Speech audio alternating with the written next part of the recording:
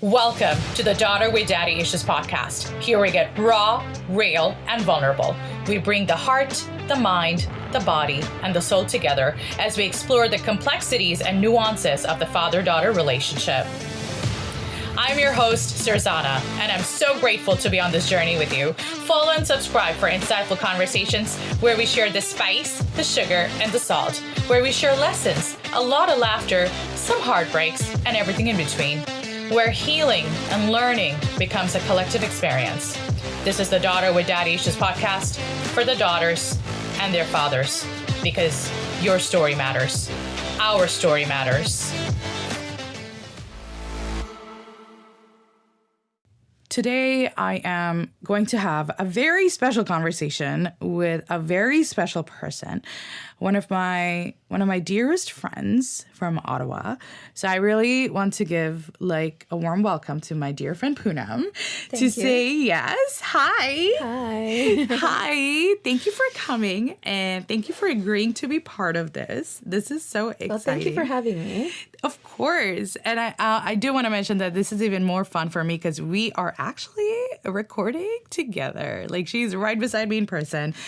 Usually I'm doing virtual recordings. So just having you in person where we are looking at each other, this is very exciting for me. So Poonam, tell me, what do you do?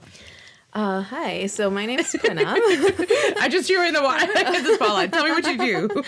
So I am a public servant with the federal government of Canada. I work in a HR department. Hashtag fancy. Hashtag I need to know how to get a government job, but go on. Yeah, so that's my full-time 9-to-5 job, but I have always been super passionate about, also having a side residual income opportunity going. So, I'm a single mom of 3. I want to say that first and foremost because being a mom is probably the first thing that I like to introduce myself as in my life. And I've got 3 boys, beautiful boys. And so, yes, I work full time. And then I also have a business. So I'm a freelance makeup and henna artist. But I also have I represent a vegan certified global health and wellness brand, which focuses on gut and skin health. And it's an online business where really it's similar to affiliate marketing. And that's what I do as well as my business or entrepreneurial venture. Yeah. Sorry, I'm getting tongue-tied here. No, a little nervous of being on this podcast. No. I really genuinely what I love about my business because, work 9 to 5, you're kind of very regimented. You have to follow a structure. And I think what I love about being an entrepreneur is that I get to really have the freedom of doing things and choosing who I want to work with and what I want to do. Mm-hmm. And one of the things that I love about my health and wellness business is that I help people look good and feel great. With our 30-day gut health reset program, I help people with amazing skincare, one wrinkle at a time. And honestly, I'm as a makeup artist too, it's really important to me what I apply on my client's skin because, your skin is your canvas, right? And it is the largest organ on your body. So I want to make sure that before I, do makeup application that my client's skins are prepped and that it's beautifully primed. So, that starts with your internal health. And I think what we're learning more and more too nowadays, and I'll keep this short, but we all know now that gut health and mind-body connection, gut is our second brain. Yes. And so mind and body health connection and how they're intertwined, people are learning that more and more. So it's so important that your mental health, as well as your physical health, are always synchronistically working together, but one impacts the other. It's like a vicious cycle. So your gut health will really impact your mental health as well. So I've been very passionate because, again, I'm on a healing journey about self-love, about self-acceptance, and that's some of what we'll be talking about, I'm hoping today. Yes. Right? Yes, so, yes. So that is my passion, and I want to, as I'm healing my internal mental health aspect of my life, I also want to physically heal and help others heal with me. So, yeah. I'm so glad you say that, because I think my intro for every episode is like we bring our mind, our heart, our body, and our soul together. So it just reminds me that, yes, this is all connected. Yes. And they all play a role. For people who are interested to find out more about what you do and your business, and who might want to get in touch with you and maybe learn more, is there a way to get connected with you? Absolutely. I have Instagram, Facebook page, but I'll give you my website first and foremost. It's poonam.arbon.com. And for my Instagram handle, my makeup handle is Poonam MUA, or at Poonam MUA. At Poonam MUA. I always wanted here, sorry, guys, a little secret here. I always wanted at Surzana, MODEL, at Surzana model. Well, you can be my model next time. I'll do your makeup. Please, you'll be like at Poonam MUA. Maybe for your cover picture, for your book. Yes, Maybe yes. That, right? Now pressure has begun. I have to write away. At Poonam MUA, at Surzana MOD. At Surzana model. Okay, let's end it at that. I don't want to start rambling about my modeling dreams. Ready to get started? Yes, absolutely. Poonam, I want to start by asking you, why do you think it's important to talk about daddy issues or father wounds, regardless of race or religion or age? And my follow-up question to that is, why do you think it's important to especially also talk about it among us South Asians? And I ask that because I am a Bangladeshi Bengali, and so are you. And you are also the first Bangladeshi Bengali who is a guest speaker, a friend of mine who has come onto my podcast. And I'd love to get started with that. Why do you think it's important to talk about daddy issues? I think the term daddy issues has been used very loosely for a very, very long time. But what it really means is not something that's talked about enough. Daddy issues, like we often hear people refer to, that girl has like daddy issues, and it's reference to maybe how their relationships are to the opposite gender, like their dating lifestyle or dating, history. Sometimes, people refer to it as almost like, I don't know if it comes off as like criticism or like, kind of an insult, like, this girl has daddy issues, but it's never really given a full thought of like, what does daddy issues really mean? And to answer your follow-up questions that I totally forgot. That's okay. I tend to like lose track of thought as well. And I mean, why do I think that it's important for myself to talk about as a South Asian amongst us South Asians? Why it's important to bring it up is because it's not talked about enough. There's many topics amongst our culture that are considered taboo. And people often feel a lot of shame and guilt about bringing it up in public settings because they get shamed for it, to speak up about it. But I think it's important to speak up so that others who are suffering in silence don't feel so alone. And maybe it will also give them the courage to eventually own their story and to be able to speak up for themselves. Because I think if we can break that generational trauma, if we can give people the voice to be able to speak up for themselves, then less and less, and hopefully someday no one will have to suffer in silence. You know what's coming up to me right now? Yeah. What's coming to me right now is that I feel South Asians generally have this sense of pride that, look at us, we are so family oriented, like family honor matters to us. Or not even just the honor, like I think there's a lot of even looking down on Caucasians, like, like we brown people are more family oriented than Caucasians, right? Like we're this, we're that. And there is some truth to it. I'm not gonna lie. We don't, it really varies. But what's coming up to me right now is sometimes in hopes of, keeping family together, people don't want to rock the boat. And while wanting to maintain the status quo, they don't address a lot of toxicity.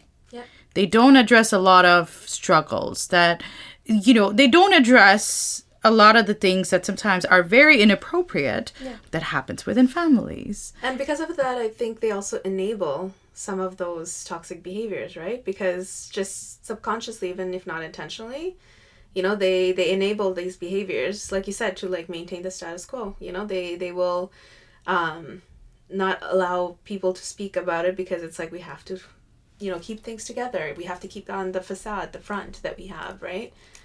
The front that we care. Yeah. The front that we're all together. Yeah, like that. I've heard others mentioning it in, like, let's say, in Urdu, saying, like, log kya kahenge, you know, we say the same thing in Bengali, you know?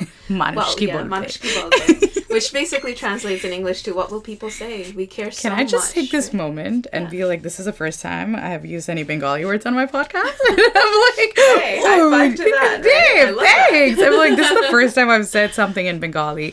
Manushki bolbe, which basically translates into, what are people going to say? Mm-hmm. Like, you're so concerned about what people are going to say that you're willing to abandon your own truth and sometimes even abandon your own family. And this boils down to self-abandonment, which a lot of us suffer with, right? And it's how we show up in relationships as an adult. By our upbringing. You know, we've been now, I think in 2024, talking a lot about generational trauma and about, you know, like child wound, your inner child, you know, like how would you talk to your younger version, and where...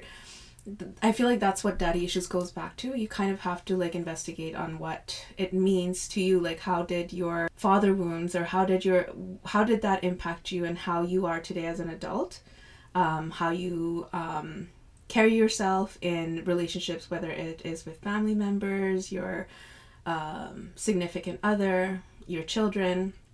It shows up in many ways. So I think it's very important to talk about, because I feel like everybody can relate, no matter how the daddy-father wound showed up for them in their lives. What does daddy issues mean to you? So when you said, you know, most people don't even know what it means, what does it mean to you? So to me, my understanding is how growing up I felt my father showed up for me, and how, and by showing up I mean, was he the support or the protector or the figure, the role that I had in my mind for him, like, you know, what I thought a father should be to a daughter, and did he show up that way for me? And if he didn't, how did that impact me now as an adult? Like, how am I carrying that wound still?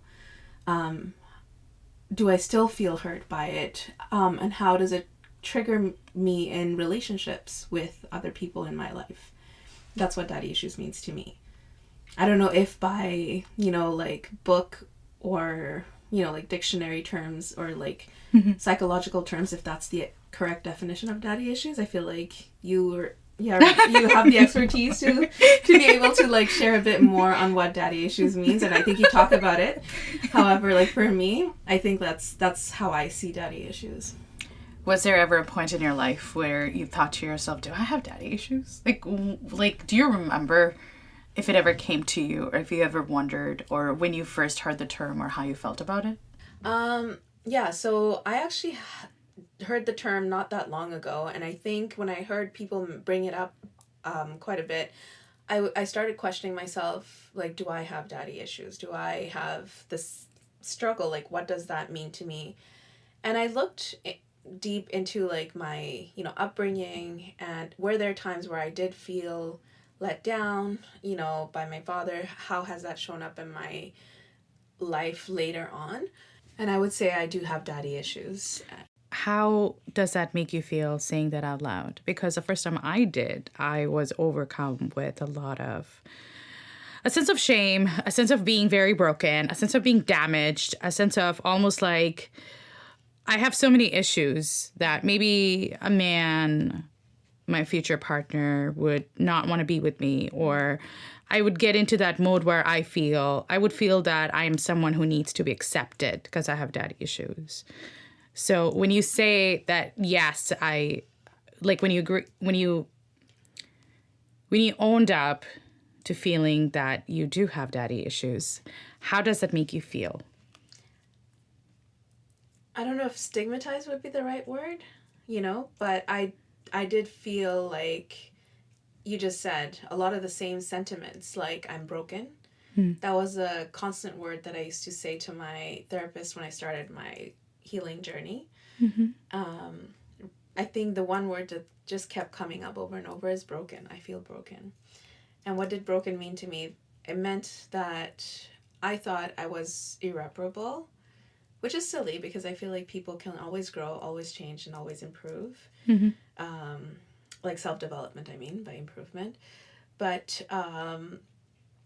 at the time, I felt like I wasn't able to be fixed. I felt like there was inherently something wrong with me, that I'd be too much for someone. I'd be too much, and and if I couldn't even have been accepted fully for who I am by my own father or my parents, how would someone else accept me?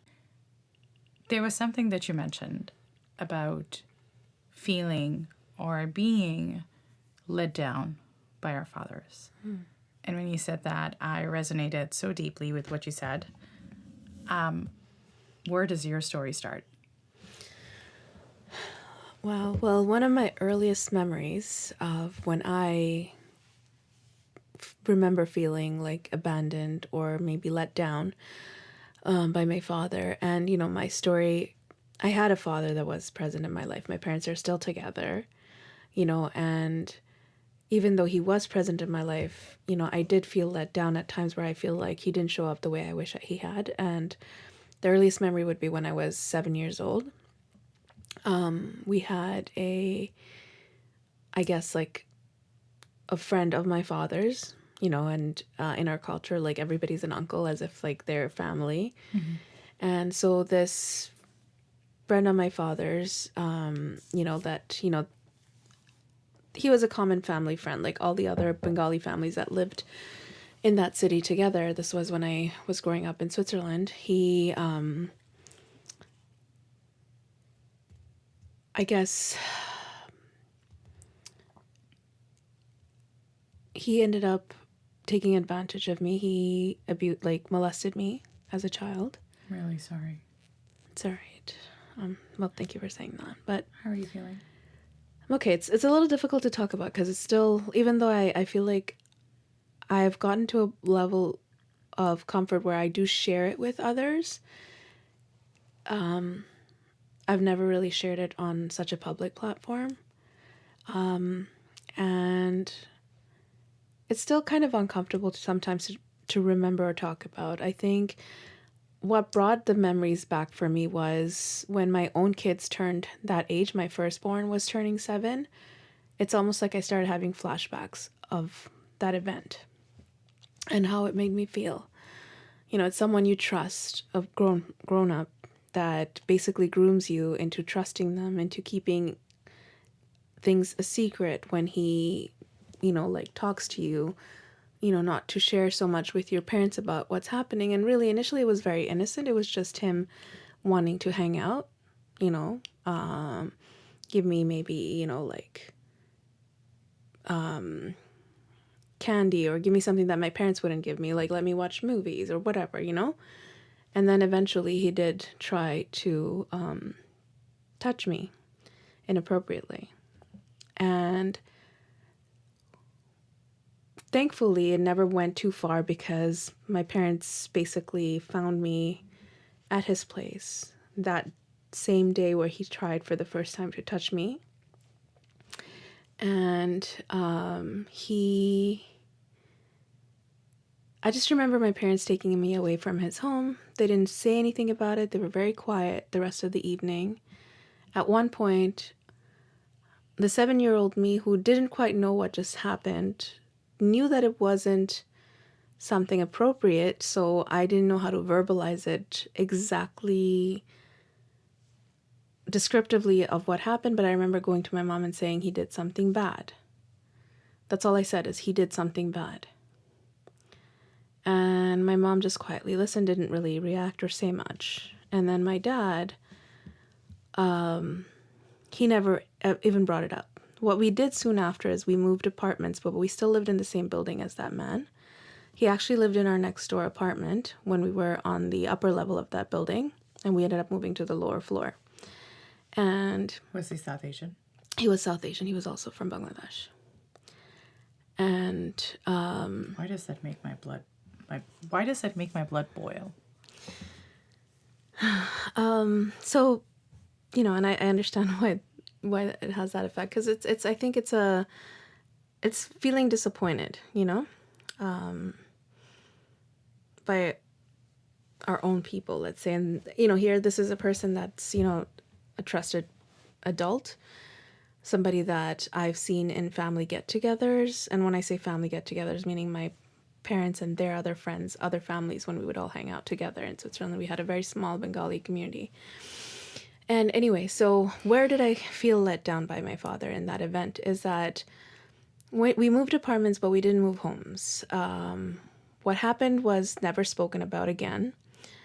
Where I think now, as the adult and the parent that I am, if it were me and someone did that to my kids, despite the social stigma or despite what anybody would think, I feel, or at least I hope, I would stand up for my kids, and I would make sure, first of all, that this person was reported to the police, that he was also reported to this community, small community of friends I had, and let them know that, be warned, this happened to my child. Don't let your child be alone around this person. Mm-hmm.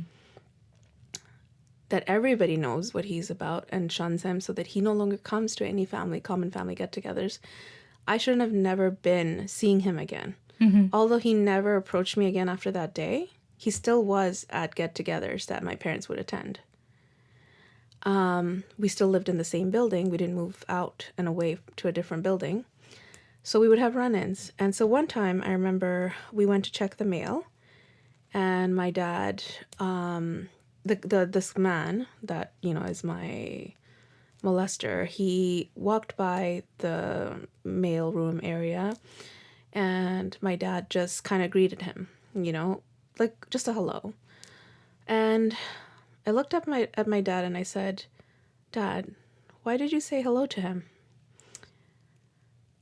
Or it was like a salam, like, just a greeting. And I asked him, why did you say salam to him, or why did you say that to him? And he goes, well, this is just what you do. It's social etiquette. You see another person that you greet them. Very casually. But the 7-year-old me, who still didn't have the capacity to understand the extent of what had happened to me, still knew how uncomfortable it was and that it was wrong, understood that feeling of, in that moment, I felt like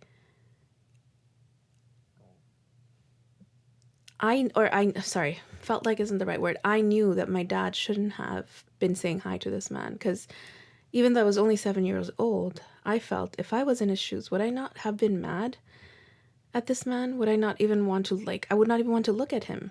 I would want to spit in his face. I would not want to give him any acknowledgement. I knew that as a 7-year-old, and I'm like, how did my father not know that? Why did he think it was okay for him to say hi? We never talked about it. And so I think what I internalized at that point is shame, because I thought maybe I was at fault. That's why he was still acknowledged, but me, they never had a conversation with me about what happened to me. So it was almost like it was your fault. That's how it felt to me. It felt like it was my fault, because when the first time this man approached me, I was home alone, and the clear instructions from my parents were, don't talk to anyone, don't let anybody know that you're home alone. And so how did he get in? So this is the interesting part. In Europe, the doors lock from the outside. So when you or the type of lock at least we had in that house is that you couldn't unlock it from the inside. Mm-hmm. You can only lock it from the outside. Mm-hmm. And so my parents would leave me, locked from the outside and say, please don't let anybody know you're home. Just stay inside and do your, watch TV, do whatever you want. But just, don't go out in the balcony, or don't let it be visible that you're by yourself. But I was a 7-year-old kid, and eventually you get stir crazy and you get kind of, tired of doing the same old routine every time you're by yourself. So, I decided to just step out into the balcony for a little bit. I guess the uncle noticed. He was next door. He's like, hey, what are you doing? Are you alone? And I'm like, yeah, my parents went out, but they'll be home soon, or whatever, He's like, well, are you feeling all cooped up?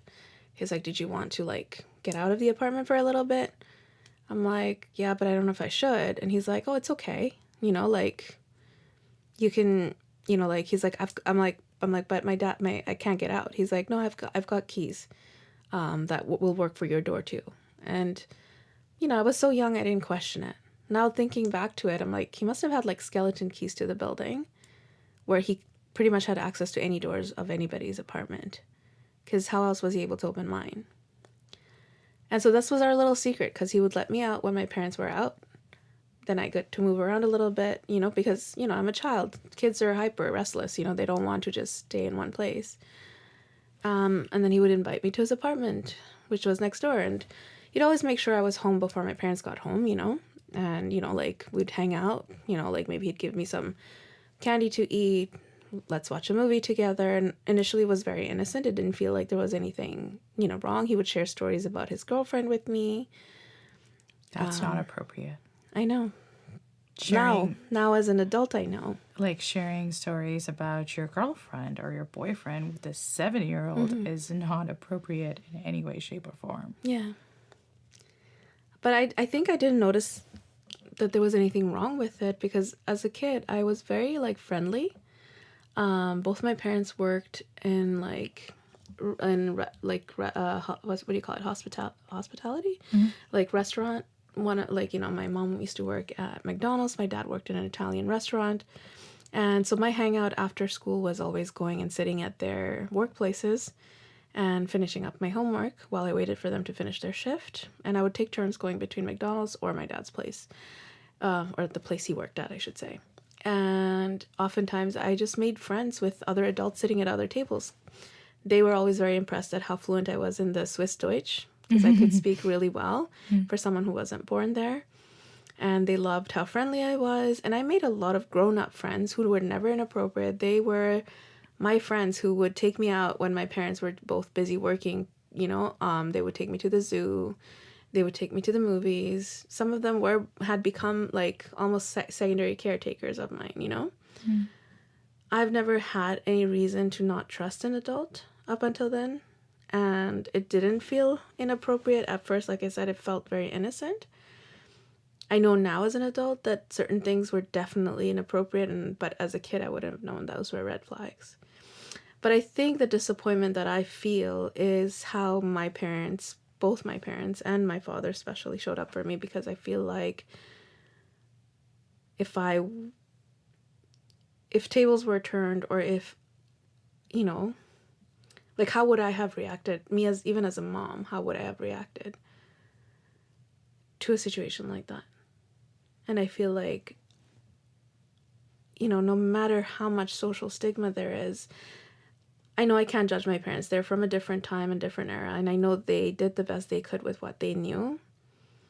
And I know that their generation had probably suffered even more from this in silence, where they couldn't talk about it at all to anybody, and they've had to, like, carry that with them. But for me, I was just like, despite social stigma, I just know intuitively my mama bear would come out. I would not be able to handle not reacting to such a thing, to go quiet and just remain silent about it. I would want to talk to people, and I'd want to know how can I help my kids, you know, or my child get over the situation, what just happened, or have a conversation at the very least. So yeah, that's my earliest memory. Sorry for the kind of... No, please don't apologize. Please don't apologize. I'm really sorry. Thank you. I guess I'm just trying to wrap my head around how did you find the courage, not just today, to be able to talk about it so openly, so courageously, and in such a vulnerable manner. But I'm sure this has been, you know, at the back of your head where you were doing your healing journey and you were almost prepping to be able to, correct me if I'm wrong, but like own your story in a way. What fueled that? To own my story? Yes, and to find this courage today to own it and express it in such a grounded way, because I'm sure there are many people out there with childhood sexual trauma. And especially in the South Asian community, I know I've heard a lot of stories. And sadly, not just female child victims, but a lot of boys and a lot of male children being molested. Not just once, but maybe over a period of time. Yeah. And people usually always put it under the rug. And I kind of wanted to ask you, like, what I'm trying to ask you is, what brought you to this moment where you are able to talk about it, or what motivates you to want to talk about it? I think first of all, like, I had to do a lot of therapy work to unlock some of these memories that I had buried deep. Some of them unlocked themselves, like I said, like when my kids turned the same age that I was when I first was molested. I'm a mom of 3 boys, and I never discriminated to the fact that, you know what, this only happens to girls. I know it happens to boys too, because I had male friends who shared stories of their experiences when they were young. Were these South Asian friends? South Asian friends, yes. Wow. Yeah. And quite a few, both male and female friends shared. And sometimes it's by the most closest people that you would think, oh, they could never do that. You know, it was their grandfather or their own father or their own, like a cousin, like someone that's, like, again, very taboo, incest. We don't talk about it, and someone that you typically would be like, you would think you would have no reason to doubt them being unsafe or leaving your children alone with them, But yeah, so I think the reason I now have found this voice to talk about it, I feel like, as I'm going on this healing journey, I'm gradually growing from being able to share it in confidence with close friends to now being or wanting to talk about it more publicly, because I think it's important. Because even though, we're living in a time where people think that they're that they believe they're woke, but there's still a lot of people suffering in silence. There's still a lot of people that don't want to talk about it, or sometimes they don't talk about it because they blame themselves like I did. I thought I was at fault. I thought even though I was just 7 years old, when that happened to me, I thought it's my fault. I let this man into our apartment when my parents clearly gave me instructions not to let him in. And my parents still talk to him, but they have never brought the topic back up with me again. Maybe I was in the wrong. I carried that blame and that shame with me for a very long time. And I think this is, in some way for me, my motivation is, I think, setting myself free from that shame and that guilt that I've carried for so long. And letting others know that you're not alone. That if that happened to you, please don't be like the outside voices for yourself. Like, don't be the person that victim shames yourself. You know what I mean? Because we get that enough from our community, where oftentimes we don't feel comfortable expressing ourselves because we feel we get lots of judgment, or that we get shamed for what has happened to us. And then we become that voice ourselves, and we keep ourselves, we gaslight ourselves from sharing those experiences with others. So, but it's important, because the more we talk about it, I'm hoping it will become something that not only gives us the tool to educate our future generation, to know the signs of being groomed, or at least know the signs that something doesn't feel right, and you listen to your little spidey senses, your gut feeling, and you are not afraid to come to your parents and say, Mom, this doesn't, or Dad, this does not feel right. Like for you to know also that even if it does happen, like you don't know beforehand to prevent it because you're too young, but when it happens, that you can find supportive, like environment to go and talk about it. And, I think that's my motivation. I don't know if, like how else to explain it, but I really want to be able to give people a voice so that they know that it stops with us. You know what I mean? Like I want it to stop with us. There's no more, hopefully, going forward, like people feeling the need to suffer in silence, and that there is no shame. You are just a child. And hopefully, like, if you yourself haven't gone through it, you can at least be supportive to people that have gone through it and know what to say to them or how to listen to them. You're a parent now. Yeah. You're a mom. Mm-hmm. I'm not. I'm not a parent yet. Mm. There are times when I do question myself. Am I being absolutely ungrateful? Am I being entitled? Am I wishing for too much when I do wish that I had found not just, physical safety, which at one point I stopped finding with my father, since he was very physically abusive towards both my mom and I. I'm sorry about that. Thank you. Is it too much for a child to want not just physical safety, but emotional safety and psychological safety with their parents? Not at all. I don't think it's too much to want that. I think both realities can exist at the same time. You can be grateful for your parents, love them, care for them, Mm-hmm. and at the same time still acknowledge where they've let you down. Right. And you can demand to want to be supported emotionally, psychologically, physically, whichever way, to be supported by your family. Because, children come into this world, they don't ask to come into this world.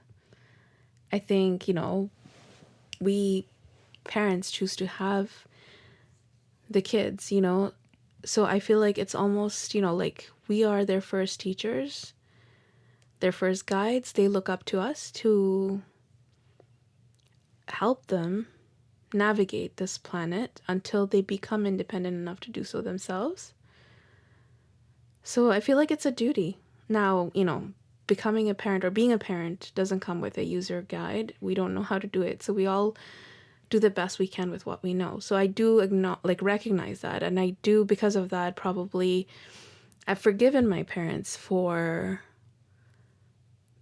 them letting me down, because I look at it like they did the best they could with what they knew, with how they were raised, with the culture they were raised in. That doesn't mean, however, that I've forgotten what they've done or that the hurt is not there, and that I feel I'm allowed to, first of all, vocalize that I was hurt and I still feel a sense of betrayal. It doesn't take away from me loving them or wanting to be there for them or even feeling grateful for the things that they have done for me. Because they can both, those realities can both exist at the same time. And for me, my biggest thing is I think children have every right to demand that support from their parents because, again, they didn't ask to be here. And I think that's the very least they can ask from their parents. And I feel like it's my duty for me to provide that support to protect my child. I would never want them to not feel supported. Do I always show up successfully towards with my kids? No, I'm still learning myself, right? Mm-hmm. And I'm still healing too. And I think that's the other element to it, is that us as adults, it's our responsibility to also work on our own healing. Absolutely. So that we don't transfer the trauma onto our children. I feel like it's a lifelong duty anyway to Yeah. keep healing. You know, we never fully heal, but we are a bit more healed than we were yesterday. Yeah. And that makes a difference. Did I answer the question well, though? I'm not sure if... No, you really did. And I feel like it validated my inner child. My inner child, like, am I asking for too much? And I say that because I think a lot of the times, I can't speak for other races or, you know, other nationalities, but I know that within the South Asian community, a lot of the times parents kind of, you know, they will be like, you should be grateful. We feed you, we clothe you, we have put you through education. That, like, you know, like if you ask for anything more, you are ungrateful, you're not appreciative, you're a bad child. Basically, you're not a good child. You're not a good girl. You're not a good boy, or you're not grateful enough. And I think, and my father has done that to me a lot of the times. Yeah. And at the same time, being on multiple occasions being an absolute mean bully, verbally, mentally. And that's why I guess I wanted to ask, like, now you as a parent, do you think, you know, it's too much for a child to want to experience emotional, psychological safety? Absolutely not. With their caregiver or with their parent? To continue the conversation, Yeah. how would you say that feeling let down by your father? Because, tell me if I'm wrong, I feel like at that moment, a part of you felt very unprotected. You felt like there was no one to not just defend you, but no one to fight for you. Because what happened to you was a violation. And, you know, like when we face injustice and people make us feel like we're not even worth being defended, let alone being fought for, what kind of messaging do you think that gives? It affects your worth, your self-worth. I think from a very young age, you start believing that maybe something's wrong with me. Maybe I've done something wrong and that's why I deserved it. You know, for me, I feel like the fact that my dad at that point in time, I don't know if society put that, like, set up this standard or this role for, like, fathers. But to me, I look at my father, not just my father, I think both my parents, but my father, I looked at him as, like, my protector, my guardian, my, you know, my hero. My hero. Yeah. Yes, my hero. I think every daughter, yes. right? Their father Yes. is their hero. You look up to them. It's the first man you fall in love with, as they say, right? Yes.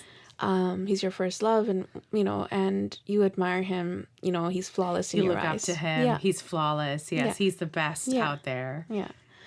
And so when that person disappoints you because they did not come to protect you when you were hoping that they would, or they didn't show up the way you wanted them to, it really sets kind of a, like, a belief inside your mind that, am I not worth fighting for? Am I not good enough? Did I do something wrong? You know, like, again, going back to, I'm reiterating the fact that I would feel so much shame.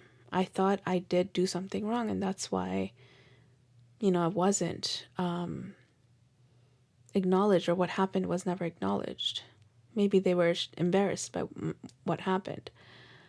You make your own definition, because when nothing is explained to you, it leaves room for you to come to your own conclusion. And like I said before, children don't ask to come into this world. So it's never too much for them to ask to be protected. And it is the parent's duty, you know, because they cannot, I think that used to bother me a lot growing up. You know how you said, like, especially in our community, we can't speak for communities that we're not part of. In our culture and our nationality, where, like, you often hear you should be grateful. They are your parents, or your own parents will tell you, how can you not be grateful? I've done this and that for you. We didn't ask for it. We didn't ask them to do any of those things. So they don't get to throw that back to our face, you know, that we've done this and we've done that. Yes, they have done it. And who says that we are not grateful? Right? Just because we are pointing out that something that they fail in, like the way they failed us, does not mean that you don't feel grateful for them.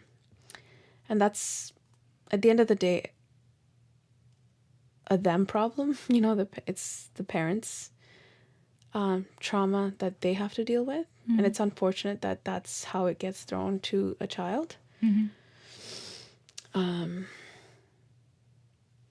But did I lose the question that you asked? I don't know. No, you did not. Yeah. No, you did not. Yeah. This is a very hard conversation to have. It is. And I'm realizing that, because I feel like, I don't know, you can cut out whatever parts are not supposed to be on this recording, but I'm just kind of just sharing, you know, this very difficult time of my life that took me a long time to vocalize. To be honest, you know, like, I think I'm my own worst critic, because a part of me is like, why am I doing this? Am I doing it for attention seeking? You know? Why am I suddenly wanting to share? But I think, you know, I say these things to me, and then I'm like, whose voice is speaking to me right now when I am shaming myself, you know? Mm-hmm. Mm-hmm. And this is what I'm trying to fight against, and exactly the reason why I want to share my story, because I want to let go and not feel ashamed about it anymore. And I think it's important, more than anything, for us in our South Asian community to talk about it, because I don't know the percentage in other communities, but I know it happens way too frequently in ours. It does. Mm-hmm. It really does. Yeah. And when you were telling me how, you know, when we don't receive that safety, or we don't receive our fathers or our parents being that protector, that provider, for us, how that affects our sense of self or self-worth, it makes sense, because children do tend to have an idealized version of their parents. Mm-hmm. Parents can never do wrong. And I just wanted to add to that, you know, how you asked me about what does that say to me, that when my dad, you know, didn't show up for me. The other thing that it did for me, I think, it made me, as I was growing up, also mm-hmm. not be able to count on him anymore.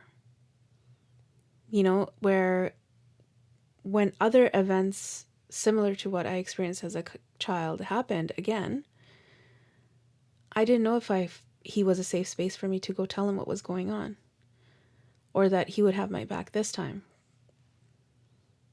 So I feel like I just withdrew, and I lost faith that I could talk about it without being shamed or blamed, or get their support unconditionally. How did that impact you? I allowed things to happen in my life that maybe I wouldn't have. My self-esteem was very low. My self-worth was very, very low. And that, I think, made me attract unwanted attention and unwanted circumstances that I wish had never happened in hindsight. But, you know, everything in life, as we say, happens for a reason. So, in your opinion, what do you think would have been an appropriate response from your father when you were 7? Or, I guess, how do you think a man or a father should respond in a situation like that? It's not even a should. It's like,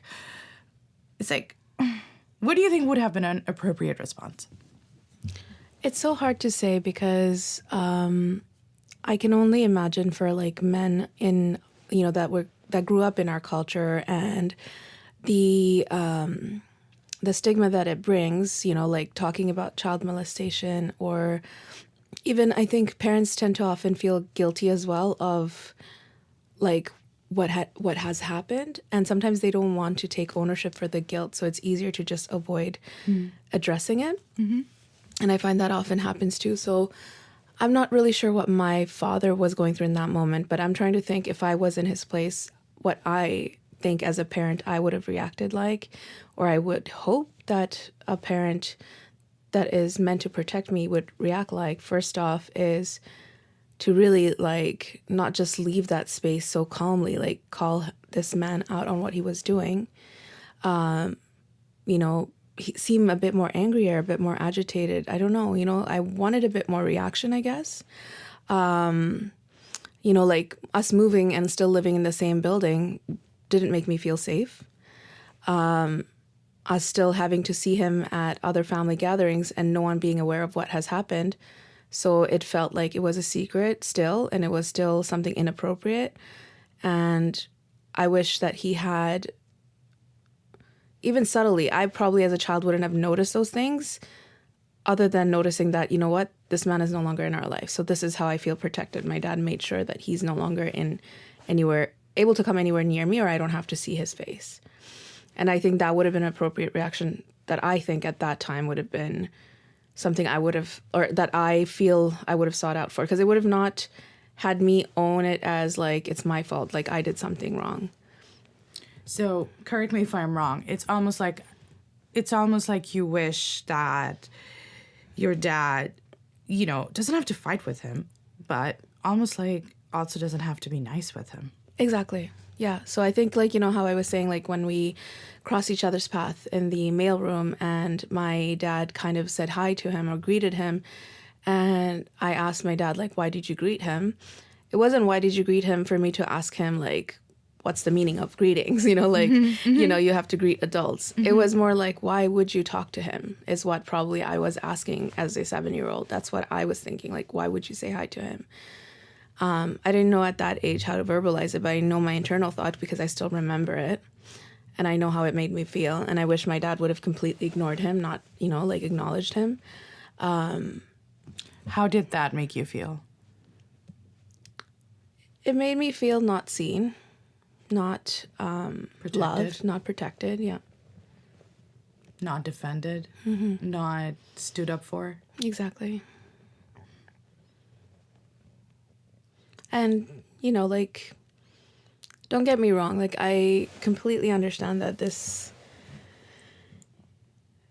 you know, it's a very, very difficult topic for our South Asian community. So our parents aren't ready or prepared on how to address it because they probably suffered something similar and it was brushed under the rug.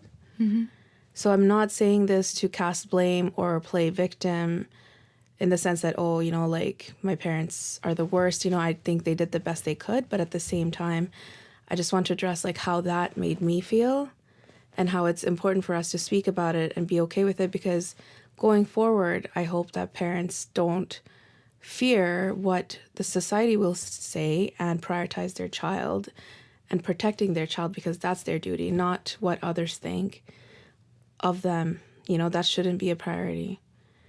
Losing face or honor or whatever we say in our community shouldn't be their priority. It should be, I want to protect my child at all cost. Right. Yeah. Right. What advice do you have for those who have walked through similar paths in their childhood with adults who weren't adults but predators? And I guess who have walked through similar paths and also who probably didn't receive that kind of caregiving from our parents where we, you know, where the children get to experience that unconditional, fierce love and protection and just that kind of, you know, you get my question. Yeah, no, and exactly as you described, I feel like that's the advice that I can give. I'm not an expert. I'm not at all claiming to be the perfect parent myself. I'm a trial and error, like learning as I go parent as well. But what you said, that fierce, unconditional love is the advice I would give to any parents that them personally may have experienced such a thing as a child. And now I feel like it's your responsibility to be there for your child. And because you have that deeper understanding, it's never nice to go through something bad, but I think they happen to teach us something. And what it has taught me is to be a bit more alert, a bit more aware. I don't leave my kids with strangers that I don't know well. I listen to my gut feeling. If I feel uncomfortable or unsure, I listen and I don't leave my children with that person, especially people I don't know and I can't vouch for. And even when I know people, there's certain boundaries I set. It's never okay for someone to, touch a child, like under their clothes or over their clothes in a place that is not appropriate. It is not okay to force a child to, go and talk to this uncle. So like, I'll give you an example for when I was little. Oftentimes what would happen is, let's say we have guests that are visiting our home, friends of our parents, and our parents would be like, or this so-called friend comes over and says, hey, come over here. I would like to talk to you. And the parents are like, go see him. And a child, I believe, has far better radar than adults sometimes of what makes them comfortable or not. Kind of like, your pets, like cats or dogs, they know and recognize who they want to go near. And so children often don't want to go. And I've noticed growing up, the parents would always like, no, go. Like we force them to go into this uncle or auntie's lap, somebody that they don't know, the child doesn't know and doesn't want to go near. They know the stranger danger without being coached on it. Children don't want to go near this person and you're pushing them to. Not only are you teaching your kids that they have no right for consent, they can't say no, because even though they're saying no, you're forcing them to go and talk to this person. But also, you're teaching them that there's no such thing as boundary, that you don't respect, what happens to them. So the kids will feel unsafe to come to you when something does happen to them. And these are all like things that you're subconsciously teaching them. It's like unspoken and you're not telling them, but it's by your actions that's what the child is absorbing. So I sincerely would advise people to never ever force your kids to do anything that they don't want to do. Also teach them about body parts, what's okay, where is it okay to be touched, where is not. Be comfortable having sexual health conversation about, not finding pet names or kitty names for body parts. Give them actual names so that they can say, you know what, this person touched me in this part without, and it's the anatomical part. There's no shame in saying that name because that's the only way that a child can clearly tell you what has happened to them. They should be, if you want them to feel comfortable to come to you and speak to you about it, you need to start that open conversation in your home first. Once you start, and the first few times it's going to be uncomfortable. Believe me, the first time my son came home, my eldest, from school, and he learned something from a friend, asked me a question, I was cringing inside because, we never had this kind of conversation with my parents growing up. You don't mention the word sex. You don't mention the word penis or whatever. I'm sorry, these kind of words, vagina. You don't mention these words out loud. And when your kids come home from school because they're in health class and they're learning something and they have a question, you are... I remember being taken aback, but then I'm like, I can't show that in my face because if I do, my kids will not come and ask me. So I had to really reel back and say, and it's okay if you don't have the answer right away. I told my kids, can I get back to you with this? Can I answer you at a later time? We'll sit together and we'll talk about it. And I make sure that I do actually address it. It's not something that gets brushed under the rug. I do have a conversation when I have had time to collect myself and figure out or research the appropriate way to answer for the appropriate age. And you know what? It has made it such a comfortable place now for my boys to come and ask me questions. And it no longer makes me cringe. It no longer makes me uncomfortable because we've broken that barrier. And I think it's important because even though I have sons, I think it's important for them to know about physical, anatomical, like sexual health, to let them know that women have period, and things like that, so I try to have that kind of conversation. So sorry for the long answer to your question, but I think, from a non-expert, but as a parent, my advice just would be, make sure you have these conversations openly with your loved ones. And if you're not ready to have that conversation, as someone who's gone through child molestation, please seek therapy. Talk to someone who's an expert. First, come to terms with what has happened. Know that it's not your fault. So as a kid, when that happened to you, you had mentioned you felt a lot of shame. Did you carry that shame growing up? I did. I carried that shame for a very long time. I think the trust in men carried with that too, because I didn't know what to expect. I was always on guard that, like, I didn't feel safe. I really couldn't trust that a man wouldn't want to try to take advantage. And yeah, there was a lot of shame because anytime anything would happen, I would think I was the one at fault, so it makes it, that like you feel embarrassed to even share with friends sometimes, your peers, because you feel like you may get judged because you're already judging yourself. So I feel like, why wouldn't others? I feel like it's not even about, finding the courage to share with somebody. It's like you may not be even able to think about it to yourself.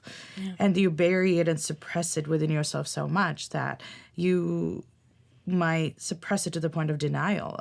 Yeah, I think that was the thing, because for a long time I didn't share it with anybody because of the shame. It was like I was in denial. I had blocked those memories. I actually had to go to therapy. We did regression therapy, and we tried a few different methods for me to be able to finally unlock and verbalize these things. I knew it has happened, but I couldn't talk about it, and that's helped me unlock it. No, that's all right. Go on. What do you think would have helped if it happened? With your shame, so that you wouldn't feel shame? Like, what do you think would have helped so that you didn't start shaming yourself for that as a child and then carrying it into your adulthood?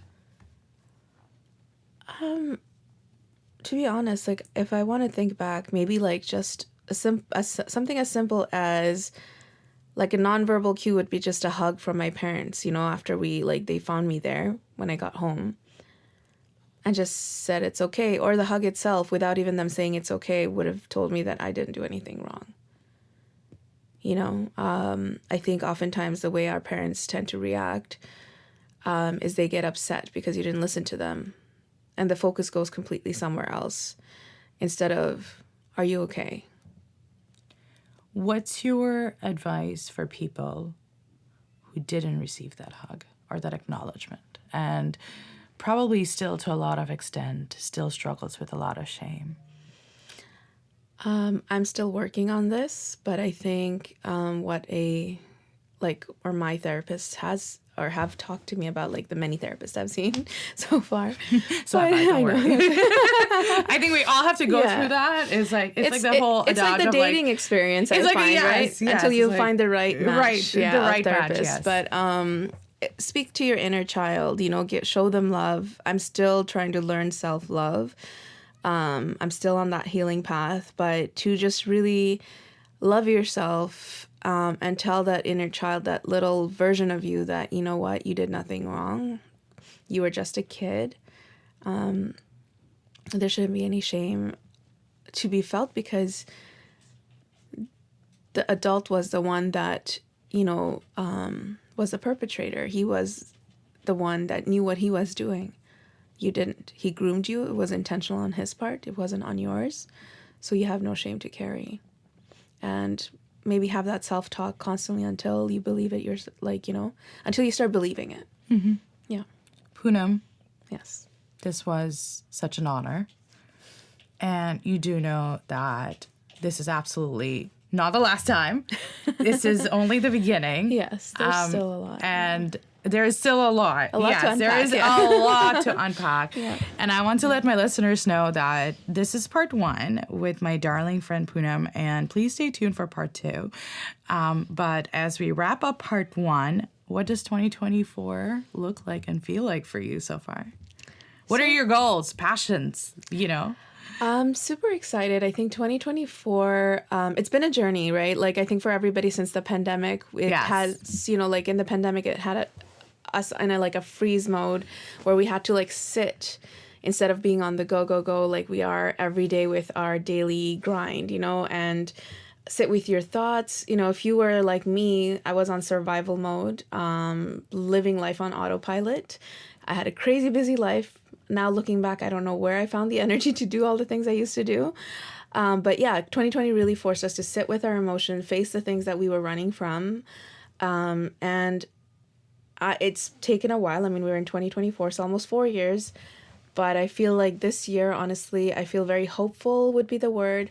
Very excited because I feel like I'm on this healing path and I can see myself the changes and the shifts, which before I couldn't. Before for me, I was still in the thick of it. Now I feel like I can start seeing the little ways where I'm growing, and I'm still excited to see what the future me will look like, Some of my passions are, again, to be more and more comfortable speaking about my experiences, so I can empower other women to feel strong, to feel brave and courageous to talk about their life, about their hardships, not feel ashamed about it, own it, and really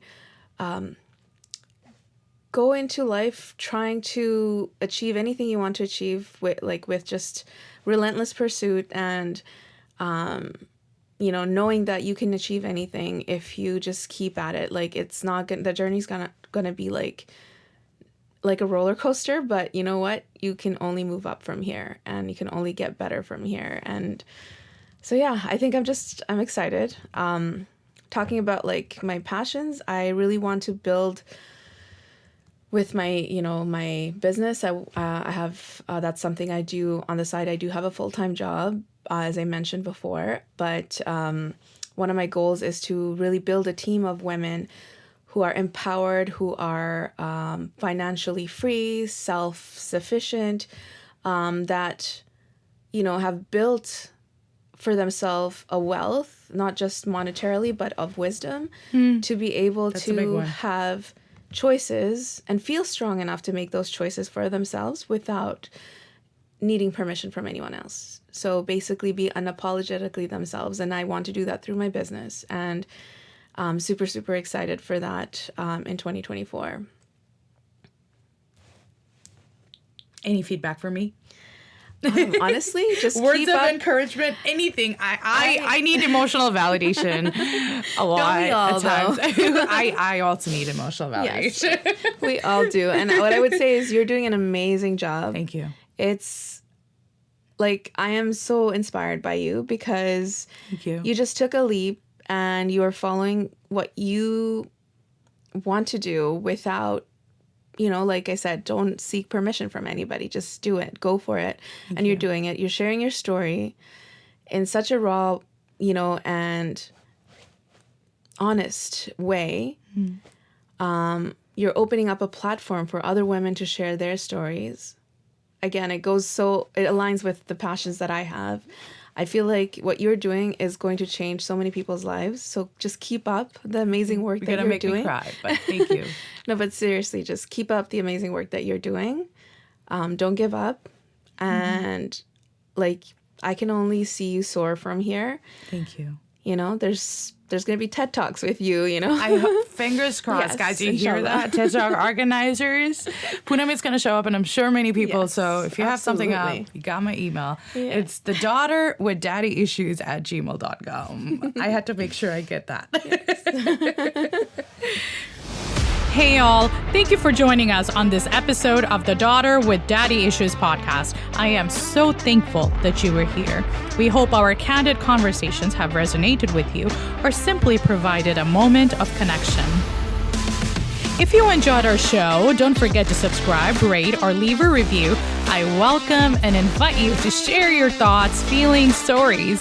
If you're interested in having a conversation or being a guest speaker, please email me at thedaughterwithdaddyissues@gmail.com.